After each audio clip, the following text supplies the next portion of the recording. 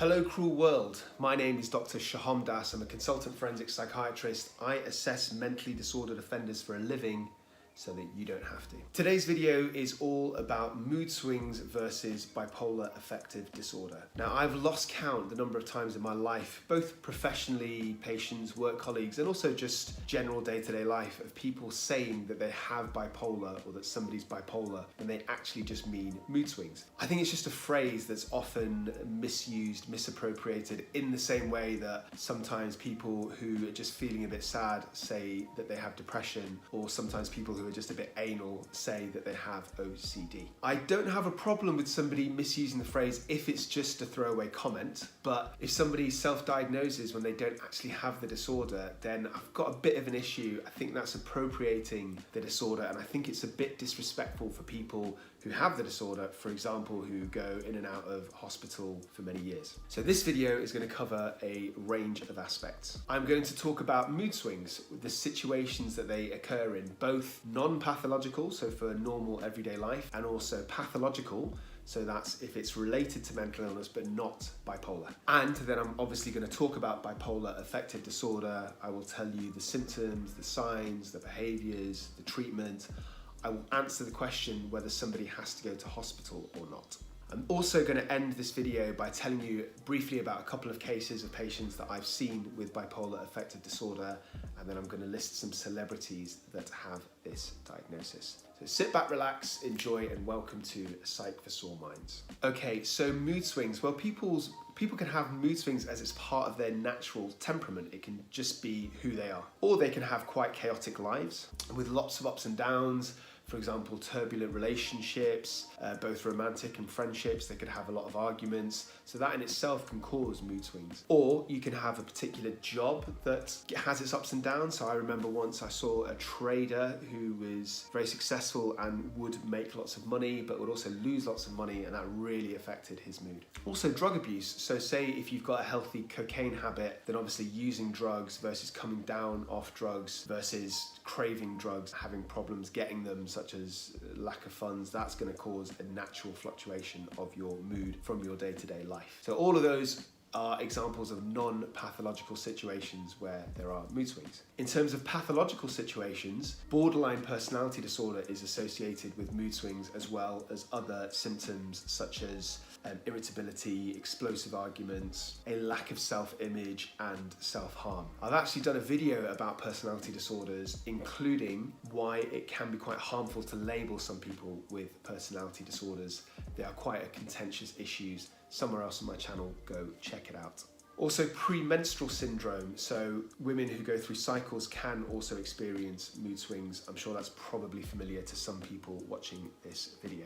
And dementia. So dementia causes confusion, a lack of memory, and it can cause mood swings. And finally, cyclothymia. So cyclothymia is kind of, I suppose, pathologicalizing the natural tendency to have mood swings. So it's when people experience up and downs, but the ups are not quite high enough to be mania, which I will describe soon, and the downs are not quite low enough to be depression. That is cyclothymia. So bipolar affective disorder is a serious mental illness. The incidence is roughly the same between men and women, and it affects about 1% of the global population. And this is basically very extreme mood swings. So the patient has periods of depression, periods of euthymia, which is a normal mood, and periods of mania, which is an elevated mood. So depression, we all know what depression is. Depression is low mood, a lack of energy, lack of motivation, and a lack of pleasure in activities. Euthymia, which is normal mood, is how most of us are most of the time. And mania is like the opposite of depression. So it's periods of feeling overexcited, very happy, or very irritable. People tend to have a flight of ideas, so lots and lots of ideas. They start new plans without finishing them. They can be speeded up in their thinking. They can be speeded up in the way that they speak. They can eat loads. They can feel full of energy despite not feeling they need any sleep. They can also be quite grandiose, so they're really feeling themselves, and some of their acts can be disinhibited. So they might do things that they wouldn't do when they were euthymic. Sometimes that can cause problems or it can cause embarrassment. So off the top of my head, I've seen patients who gamble way more than they would have done normally. I've seen a man who was walking around topless for a couple of days in his neighborhood.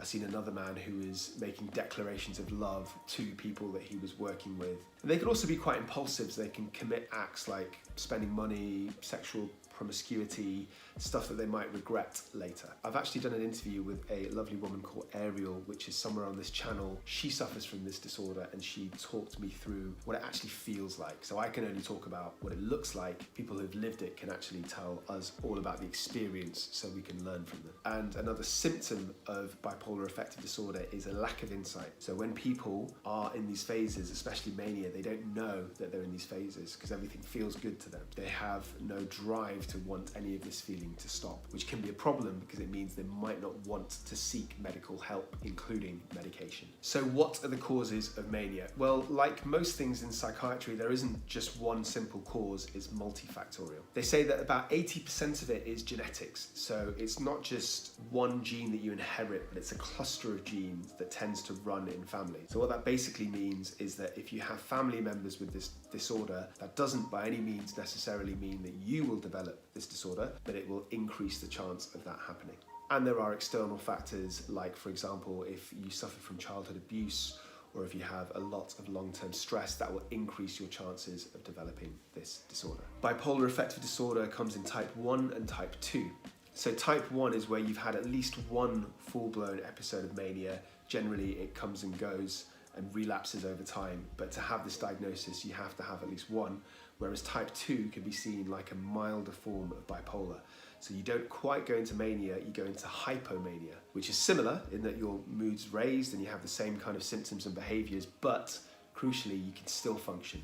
So you can still hold down a job, you can still live your normal life. You don't, for example, need to go to hospital. I've actually done a video on Kanye West, and if you watch that video, you will see that I argue that it's difficult to know what is hypomania versus mania for Kanye because he's so wild and outlandish, and he's allowed to be in his role as a superstar rapper that the threshold for his level of functioning to decline is, I think, very unclear. Go check out the video. What are the treatments for bipolar affective disorder? Well, the main type is a mood stabilizer. So lithium or sodium valproate are probably the two that you might have heard of. You can give people antipsychotics that act as mood stabilizers if they're really unwell, if they become psychotic as well as becoming manic, or if they're extremely aggressive, although we try and stay away from them because they are not healthy medicines to take in the long term. If somebody's in a depressive phase of bipolar affective disorder, you can give them antidepressants, but you have to be careful because giving them too much can actually flip them into mania.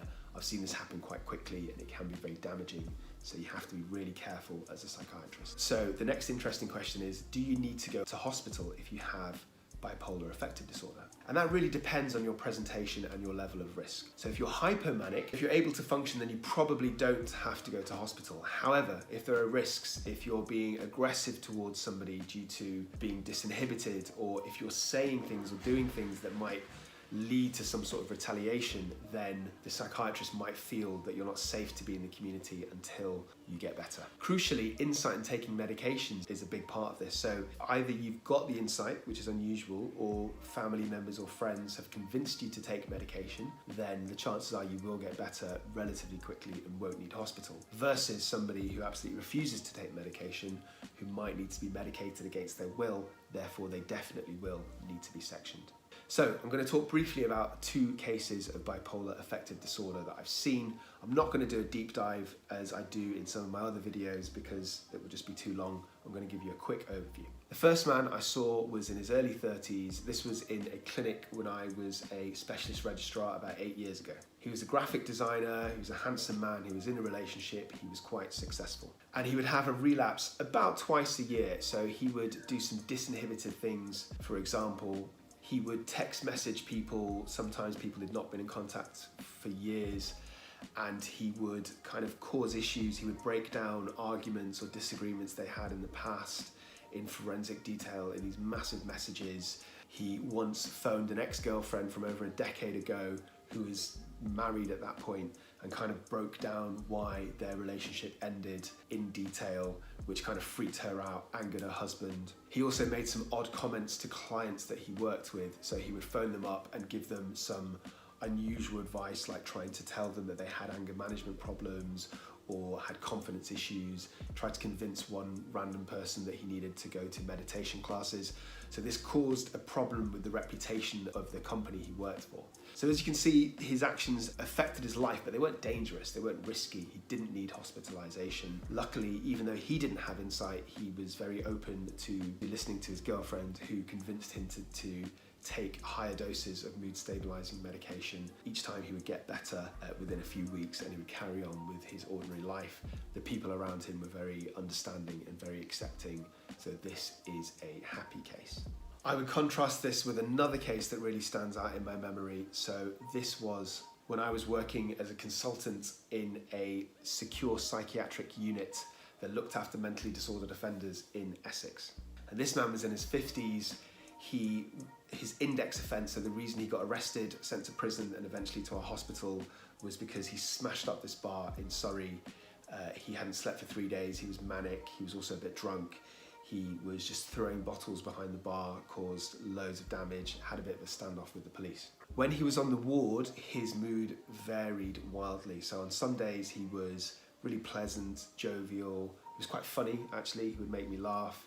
He would dance around with the nurses and was just a pleasure to be around.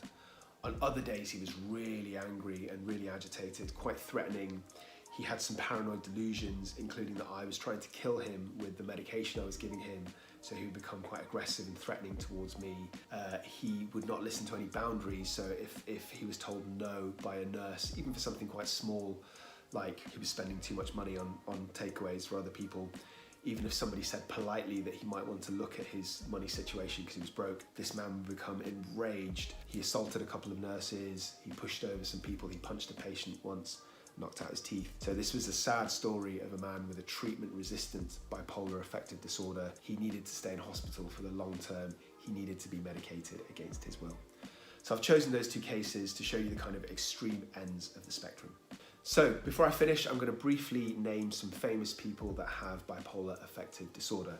The reason I'm doing this is because I'm hoping to kind of normalize it and to make it feel less stigmatized and less of a taboo subject.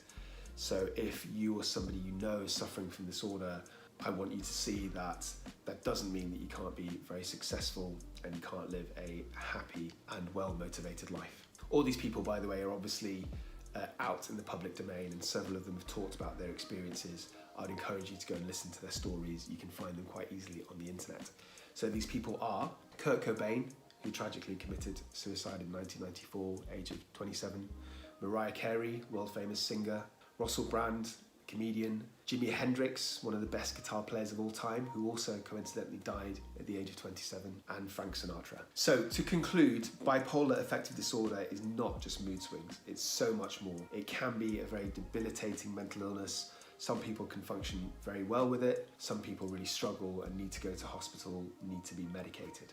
I think it's also fair to say that some people with bipolar can be very creative, and some people have even said that it's whilst they're in these hypomanic or manic states that they have this energy, motivation and creative drive to be successful. I don't think that can be understated. I don't think it's right to call just mood swings bipolar because, as I've explained in this video, they're very different. So this is my video. I hope it's been educational and entertaining for you. If you have any questions, please leave them in the comments below. Please check out my channel. I have a range of videos about a whole host of mental health issues, individual diagnoses. Some of my videos are in relation to true crime because that's the area I work in as a consultant forensic psychiatrist. And some of them are more common to the average person, like this video. Okay, that's enough from me. Stay euthymic, and please do not forget, I love you.